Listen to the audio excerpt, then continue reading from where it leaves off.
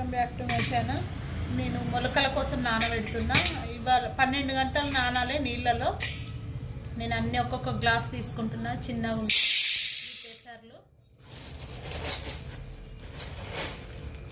శనగలు,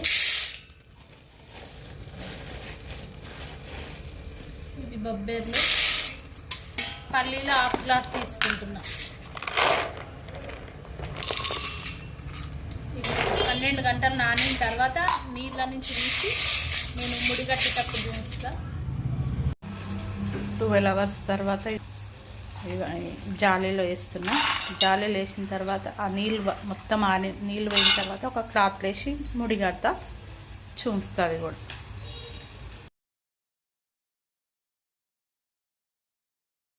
పన్నెండు గంటలు నాన్నే 12 గంటలు ముడిగట్టిన.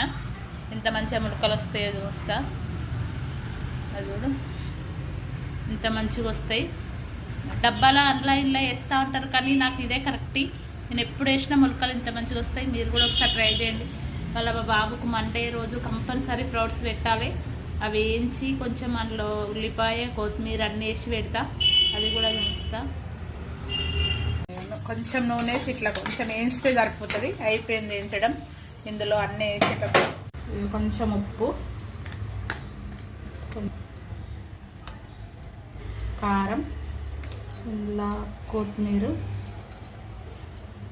ఉల్లిపాయ ఇట్లా కలిపి అన్ని పిల్లలకు స్నాక్ లాగా పెట్టండి.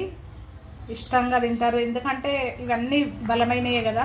మనం వట్టిగా పెడితే వాళ్ళు తినలేరు. మీరు కూడా ఒకసారి ట్రై చేయండి.